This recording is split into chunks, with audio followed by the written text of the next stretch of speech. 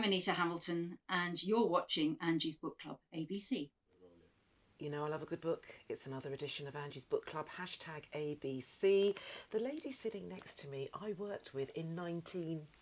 And the fact that we're saying 19... I know. It was over 10 years ago. I'd like you to meet the amazing Anita Hamilton. Lovely to see you. It's really good to see you, Anita. Well, you look amazing. It's well, wonderful so to see you. You haven't changed at all. It's really interesting to see someone that you haven't seen for a long, long time. You have not changed. Well, you haven't either, darling. So how nice. And I will accept admiration. that. And we are now midlifers. We are. And you've written this book called How to Be Happy, How to Be a Happy Woman in Midlife. And so the first thing I'm going to ask you is, are men not happy in midlife, or is it just a different journey? Very good question to start. Thank you, Anita. Excellent. No, it is actually a very good question, because all the research shows that men and women have this journey of happiness. And we can only tell if people are happy if they tell us. And what people tell us, and this is irrespective of gender, that they are happiest in their 20s, early 20s. Right. Fewer responsibilities, generally.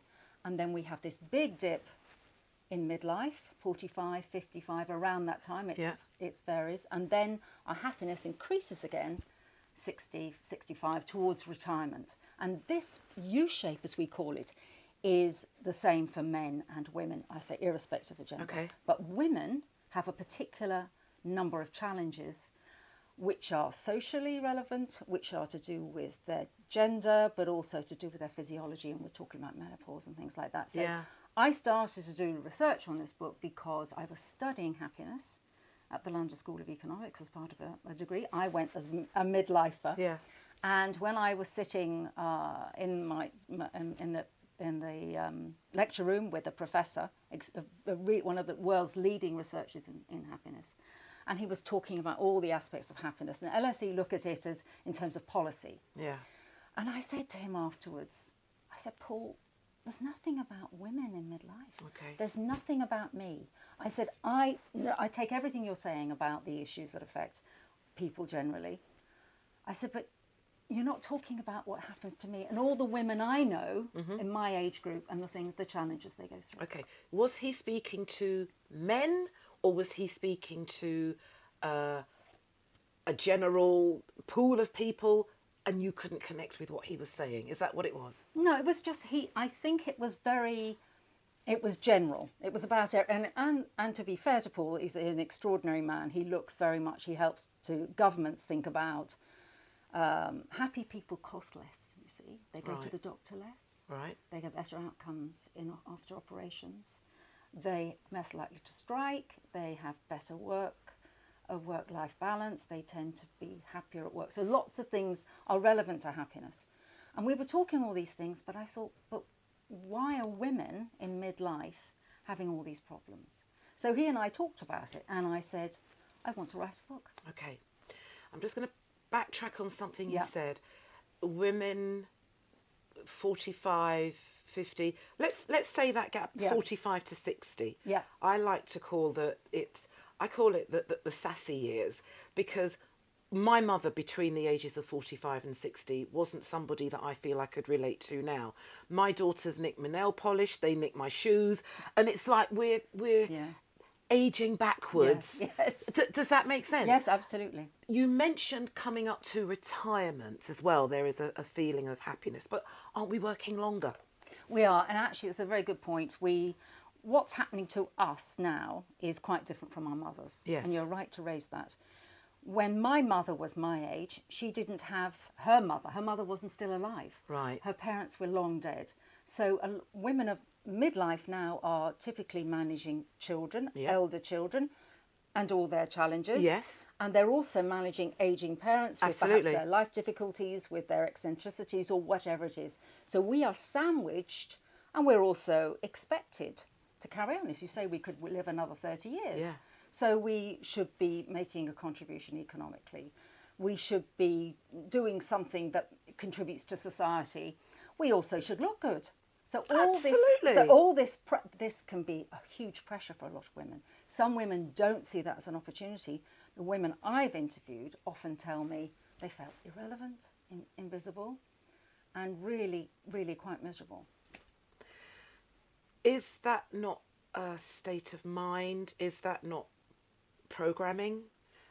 My mother couldn't understand why I changed my hair every other month, or you go and get your nails done. Do you know how much shopping you could have got from Tesco's for that? It's kind of a generational and a cultural thing. So when a woman does feel irrelevant, from your findings, where did that come from? I think I was told by a lady who's a leading lawyer. She said she felt invisible. So she's somebody who has a real fulfillment in her career, but she said, I suddenly physically invisible. I suddenly people don't see me. Because I used to say, gosh, you always wear such bright clothes, really bright colours. And she said, otherwise nobody sees me. Now that's quite a common response for women, because their self-esteem can be diminished. If you don't have and the other thing is that women lose their purpose. Now you have tremendous purpose. You've got a career, you're motivated by it, you're interested in people and other things. Absolutely, love now, people. if you gave up your career, or you let your career subside because you were supporting a spouse, or you were rearing children, and then they leave home, and then suddenly you're left. And with this empty nesting, I got some great quotes from women who said, I actually felt so sad. I felt like I was mourning my children. And if there's nothing to fill that, what are you going to do? And it can be quite daunting. Well, have I got to start a career again? I haven't done anything. So it's about, I always say to women, having a purpose is one of the cornerstones of happiness. Okay. And it just so happens, I've literally made a marking there. Yeah. Okay. Divorce. With women over 50. Yeah, it's increasing. It's increasing. And I'm just going to ask, could that contribute towards the happiness? And I ask that because some women, friends, myself included, you wake up one day, you don't recognise yourself. You don't recognise who you are because you have become somebody's mother, somebody's spouse, somebody's carer. Yes. You know, and then on top of that, you have to put on this mask when you go to work. Now, I'm very lucky because I sit in an empty room talking to myself 3 hours a day. Nobody sees me. But with all of these layers of life, I always say women have to become human octopuses. Right. Yeah. Great explanation. Yeah. But then you lose yourself.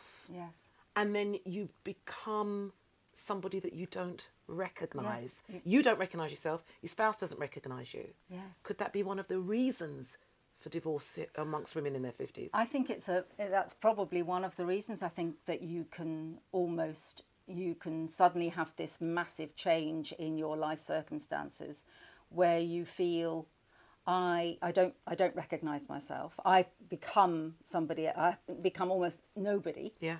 But also that sense of I've got 30 more years to live. Yeah. What am I going to do with that? And do I want to spend those 30 years with this person? Okay. And that's what divorce lawyers, family divorce lawyers, tell me. That the women often come and say, it's not going to work. I've got 30 more years, I hope. I would like to spend those productively, happily with somebody else, or on alone. My own. Yes. Yeah. I've done that bit. I've looked after him. I've looked after the children. I now want to look after me. Yeah. And that's what's happening. Did you find, and it's funny, in reading the back before I'd even got into the nuts and bolts of the book, did you find there was a lot of change around COVID? Yes, I think particularly that COVID highlighted another cornerstone of happiness, which is social interaction and relationships. And people, it really showed dramatically how we need other people. It's not necessarily family, but you need that somebody around to interaction. Yeah. And we are social beings. Yeah. And even if you are a so-called introvert, where an introversion just is a condition, a personality trait that just means you need people less. Yeah. You don't get you not that you don't need people, but you don't get are drained by them. Whereas extroverts like you, we are energized. You're energized by people. So and in fact, some of my professors on my course actually did some research at the beginning of COVID to look at different personality types and how they were reacting to the COVID pandemic. And of course, a lot of introverts were saying, well, actually, I'm a writer, I'm a journalist. I'm quite happy to be at home. I spend a lot of time as long as I can get some. But people who were used to seeing people really, really found it difficult. And relationships got rocky in those times, because if there was one thing that I picked up, you can be in a relationship. COVID, it didn't matter who you were, where you worked, what you earned. We were all in the same boat. Yes, it was a leveler, wasn't it? And a lot of families were pushed together. So, okay, let me give you an example. My conversations with my daughters before COVID: Morgan, get up now, otherwise you're going to get caught in traffic. Have you got petrol in the car? I will see you this evening. What do you want for dinner? Cammy, get up now if you want a lift to the station. I don't want you to be late for college. Have you got money on your Oyster? See you this evening. That was the conversation in the morning. COVID pushed us in a completely different direction, where we had to talk. We had to commune. Now, I was lucky. Me and my daughters, we liked being around each other. Enjoyed it. But not everybody could say that. No, they didn't. And some people needed to come out of the other side to reclaim their happiness. Yes, that's true. That forced isolation of people and being stuck with people doesn't suit everybody. Right. I mean, most people actually want a variety in their life, to be able to go out and see other people and have a purpose, whether that's volunteering or whether it's in your job or something, because you're seeing one group of people there, then come back to your family perhaps and have a different conversation with your family. It can be quite hard if everything is focused on a few people. And if the relationship wasn't brilliant to begin with, you expose a lot of cracks. There was a lot of harvesting that was taking place that wasn't all pretty around COVID. Very difficult. Anita, what in your opinion is the meaning of happiness? I think happiness, it's very interesting to say that, because, people have said to me when I was doing my research, well, do you mean I need to be ecstatic every day? Because, of course, you're not going to be ecstatic every day. That's not sustainable. But I think it's a level of contentment. I asked people when I was doing my research, tell me how happy you feel today. If happiness, if number 10 is being really, really exceptionally happy, and 1 is being, I'm pretty blooming miserable today. Okay, I'm going to ask you that question. What would you say to me? Okay. Between 1 and 10. Between 1 and 10, I don't know what happiness is, but I'm a very content Lovely. Content person. is the same. These words are interchangeable. But you see, I look at happiness and I look at the opposite is unhappiness. Yes. I can't quite get the right word for the opposite of content. Is it uncontent, non-content? I think you are. I think some people have had very, very difficult early lives. And if you start your life with complicated families, you've been through divorces as children, and perhaps you have a difficult relationship with spouse, for somehow you fell out of education, for lots of reasons, it could be for ill health. It can be much, much harder in your adult life to build happiness, to find happiness. And in fact, I would say it's even more important that you find the building blocks to build your happiness later in life. So if you have some people with certain personalities can overcome difficulties. We all know of people who've, those stories are a legend. People who started with difficult lives and they've gone on to be great success. That's a lot to do with personality. It's a lot to do with lots of other factors. But your happiness is not going to be the same as mine. Absolutely. That's really important to know. What makes you happy? And people might say, well, the best thing for me is being out on a night out with friends. And somebody else may say, well, actually, the best thing for me is having a quiet moment with a book where I get some time to myself, away from the children and all that. Yeah. So it is personal. But we all know times of sadness when we are challenged because our parents are ill, or God forbid, our children are not going through the best times, our marriage is in crisis, or our relationships are not. So it's about understanding, because those problems in life happen to everybody. Everyone, yeah. Absolutely. It doesn't matter where you're from. We all have those challenges. And to be happier as you get older, it's important to do the things that understand what makes you happy, what makes me happy. Yeah. Midlife women single versus midlife women married or in a relationship. Yeah. They're still midlife women, But there needs to be a compromise when you're in a relationship.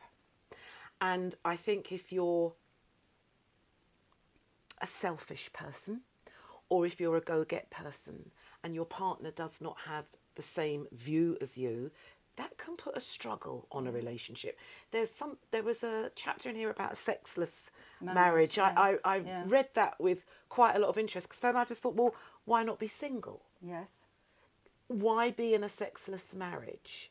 Well, I think some people, I would say, and you know, I've got a chapter on sex, and I think sex is a very important part of well-being, whether you're married or not. I mean, that's my view. I think, but in a relationship, all the research shows that sex makes better bonds. You have a closer relationship if you have sex. And for women, it's about hug today, closeness today, may mean sex tomorrow. Yes, so I love that. We want... sex for us mostly, I'm not saying universally, but mostly women want the closeness. They want the relationship and then the physical activity. But sex makes us happy. The physical release of an orgasm improves your well-being, and it improves your blood pressure. It improves your circulation. There's never mind all the hormones. Yeah. So I would say sex is important. But there are, for some women, for some relationships, they may have tried sex, and I think I say, and that ship sailed. Yes. And I'm not a sex therapist, but from all the research I've done is that the sex therapists would say it's worth having another go. It's worth talking about what went wrong. And I don't believe, some women may say this different, they don't agree, that actually letting your partner have sex with somebody else is going to contribute to the overall happiness. But it's an individual thing. Very much so, because if you're not of that mindset and deception comes in, that wall of happiness, you might as well just kick it down. Yeah. You touch on a couple of chapters about money, women earning, and the importance of women having independence, their own money, financial independence, whether they're single or married. Yeah. I think also, let's face it straight away, let's talk, money doesn't bring happiness. We know that. It gives you choices. But it gives you choices, exactly. Yeah. And I think it's about what we say, it's what you pay attention to. When you have no money, you pay attention to it. You're really worried about it. But when you have money, you don't think about it because you have that luxury. But I think as being married or in a relationship isn't a certainty, isn't going to be having somebody to finance you as a woman, which is, decades ago, that's what women expected. That's how we were programmed. They couldn't have a bank account. They certainly couldn't own property. So all those things were programmed into, and those things are frighteningly recent. Mm-hmm. So I think that women should, if you're not lucky enough to have a private income, I think you should. I think earning, again, is about identity and purpose. And it's about contributing to perhaps the whole household budget. So, I think it's important. I think it's good for you. It's about your identity. Absolutely. Overall mental health of a midlifer. You're nearly mortgage free. The kids have left home. You have a partner. You can say, right, let's go off here on Friday. Let's go on holiday. Let's do a number of things. Good for the mental health, knowing that you've achieved, in that you've brought up your family. Good for your mental health, knowing that you actually have the time and maybe the resources to look after and care for an elder. What about the single midlife woman? Well, I say the things with both married and single women is that we haven't talked about menopause. So the physical changes that affect your body when you go through the menopause, the hormone changes, the dramatic hormone changes, our hormones fall off a cliff when we reach menopause. And thankfully, because many women of our generation are now in the public eye, like you, are willing to talk about it. We're now talking about it, whereas years ago it wasn't spoken about. Almost, it was guilty. So I think that for some women, the physical changes can really affect them so badly that one of the reasons they've given up jobs, marriages. There's some quite well documented, quite famous people have actually said, well, I gave everything up because I went through this awful time. I didn't know who I was. So that could affect single women and married women. But if we're looking at marital status per se, and you do the research, you ask all women, no matter what their status is, how happy they are. The happiest people are single women without kids. Without kids? Without kids.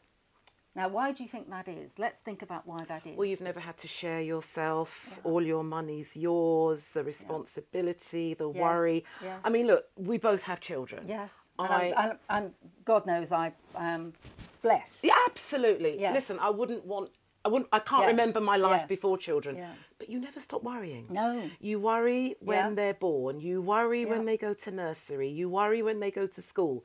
You worry when they leave school. You worry when they go to work. You worry when they start to drive. Yes. It's a constant worry. My mother says small children, small problems, large children, much larger problems. Absolutely. And I think that's very right. I think that I think the reason that single women without kids with careers report a greater happiness is because exactly that. They don't have all those responsibilities. And children can be challenging. Yes, they but can. You're also perhaps at the same time as your children being challenging, going through their own hormonal changes, maybe your partner, your spouse, is also being disappointed.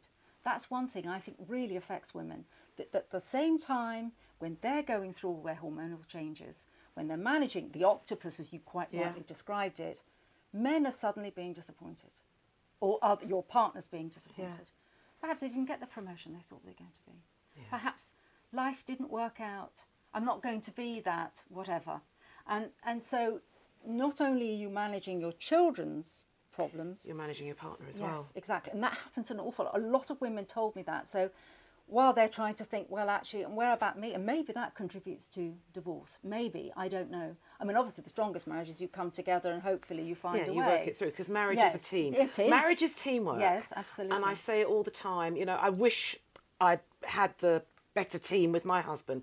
Marriage is teamwork. Absolutely. And I think, I'm assuming, it can be a beautiful thing if you're both willing to do the work. To remain a team. Yes, absolutely. Because you've got yourself as individuals, and then you come together as a team, and then you've got these children, and your relationship with your husband is different to your son's relationship with your husband. It's a different frequency. Dynamic, yes. There's so much going on. Yes. Where do you find time for happiness? Yeah. Anita, sorry, I call him my manager's name. I think it's a lot. It is, but I think it's almost inch by inch, little by little. It's almost like saying, well, the children, I can manage those, they're becoming happier. I'm now, hopefully my relationship is improved, or it's not, or we've made a decision, whatever. And then hopefully you have time for yourself to say, well, I think I'd like to volunteer. I'd like to do something for somebody else, because altruism, doing something for somebody else. I mean, think about when you find you find a glove, somebody's dropped a glove, outside. Yeah. I saw it just now. Yeah. And then you pick it up and give it to somebody. You actually feel happier than they were. That you actually feel so pleased. So altruism is a real good way of boosting happiness. So it's about finding small things that contribute to your happiness.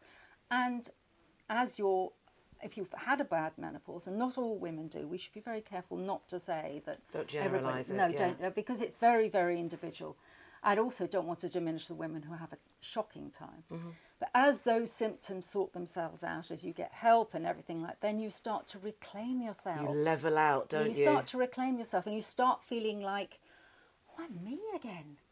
And I remember feeling that myself when I went back to university. I remember saying, I got onto this course, and I spoke to the course director the first day. We had this big sort of drinks thing, and I said, oh, thank you so much for letting me on the course. I said, I'm very aware that I'm probably the oldest person on the course, and never mind, I'm probably the oldest person on campus.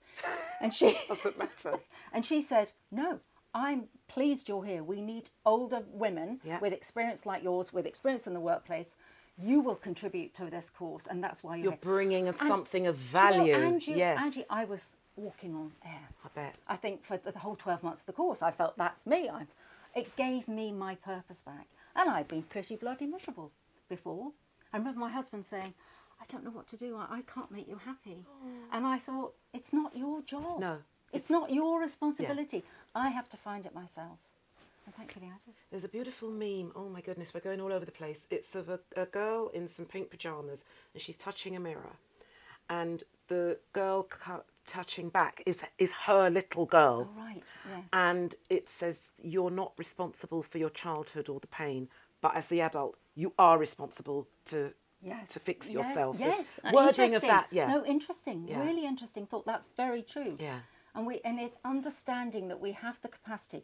And Angie, this is not about thinking yourself happy, because that makes me crazy when people say, well, if you think about yourself, good thoughts, things will come. That's really challenging. If you can do that, that's amazing. I'm not saying it can't happen. Mm-hmm. But if you change your behaviour little by little, so you acts of kindness, you know, the altruism, you go out and you do something, you have a job where people value you, where you have an identity, and you're not somebody's mum, aunt, you know, godmother or whatever, all those things. You go in and you're you, and people go, oh, well, great, you turned up. And then those small things, those small changes of behaviour, that's how to find happiness. Absolutely. And not too many material things, because it's experiences. Experiences matter more than material. Yes, definitely. Because you and I know it's the things you will remember, your children will talk about. Maybe you have Christmas rituals. Yeah. And they'll go, oh, Mum, we've got to do it like this every year because we always do it like this. Those are the things that they remember that make them happy. We started wearing pyjamas at Christmas. So whatever film we were going to watch on Christmas Day, and my screensaver is of me, my girls, and wearing Aristocats pyjamas. Yeah, I love it. Yes, that's what they remember. And people forget, don't they, that having a bigger something, a bigger present, a bigger, you know, is going to make the difference. No, what they want is the experience. They want to feel that love. Being in the pyjamas, and you know, but Mum, we always do it this way. And don't change the meal, because you know it doesn't matter if the turkey's always a bit dry. It's almost put some gravy on it. Yes, exactly. End of. So it's experiences that are really important. Midlife general health. So we've talked menopause, we've touched on mental health, we've done a little bit about sex, money, midlife general health. Have you found as a midlifer that you're actually taking better care of yourself, being more meticulous about your health than when you were younger? I think I've always been interested. I had a really good role model. My father, bless him, lived till he was 96. Wow. And so he was still, he was still on the rowing machine in his 80s. So he was a man who was always interested in exercise. So I got that as a role model. I mean, I'm not a great athlete or anything like that, but I've always been to the gym. So I was interested in that. I've always been interested in what I eat. My mother's from Sweden, so we always had that Nordic influence, and that's very much about eating seasonally and eating, lots of fish. So I think I had some cornerstones, but I think as you become aware that people in your community, perhaps in your social circle, become ill. Yes. And I think that's difficult. So you start seeing, and whether it's, blood pressure problems, perhaps it starts with, perhaps somebody gets diabetes, perhaps somebody else gets cancer, somebody else, and let's face it, 1 in 2 people get cancer, so it's going to be. And I think those things, the reality of, God, I'm going to dance all night and party, and I'm not going to have consequences. We all know that that's very difficult as we get older. Can't do it now. Yeah. But I think then it makes sense, doesn't it? Because the healthier you are in your midlife, and small changes can have big effects. It's the same thing. It's the same thing. Change your behaviour. Yep. Small changes in behaviour will have long-term consequences. Because there's no point in having a long life if you're really unwell. Absolutely. Yes. And for your children. Absolutely. I don't want my children to worry about me being unhealthy. Me neither. No, God willing, I'm okay. Absolutely. So yes, I think good question. I think being mindful of your health. You can be happy when you're ill, though. I always think somebody said that to me the other day. They said, "Well, can you be happy if you get cancer?" Well, people are happy if you're surrounded by love and people who care about you. You can get through things like that. Look at Paralympians who've had extraordinary challenges. My goodness. And because they have purpose, amazing happiness. So ill health per se isn't necessarily always going to make you unhappy, but it's about what you do with it. Absolutely. But being surrounded by love and people. I could talk to you for ages. Do you know what? It's really lovely. When I got this, and oh my God, there's my ex-boss. And I was like, oh. But it's just nice, you know, you read it through, and because I remember you, you know, walking down the corridor and doing all of the promotions at Capita, it was just so nice to read this. Did you feel it was my voice? I heard you. Okay, I didn't hear you with the sex because I no. Oh my God, you must say no because it was my boss. No, okay. But now, you know, now we're both women of a certain age. Yes. I'm just thinking, do you know what? This is Anita. Yeah, good. This is Anita. Yeah. My son said, "Mum, I can hear you say this." Yeah. He didn't comment on the sex, however. And I should hope not. Anita, so great to catch up. Lovely to see you. Congratulations on the book. Thank you so much. Can you sign my copy? I'd love to. And can you give us a couple of copies to give away? Yes, I will definitely do that. Perfect. How to be a happy midlife woman. Do you know what? We could just talk for ages. Yes, it's a big subject. I think women have so much to say. Absolutely. Yeah. We are the heartbeat of the home. Oh my goodness, and how. I'm often the heartbeat of the workplace too. Absolutely. Yeah. Absolutely. Thanks, Anita. Thank you, Good Angie. to see Lovely you. to see you. Thank you so much for having me. I'm very grateful.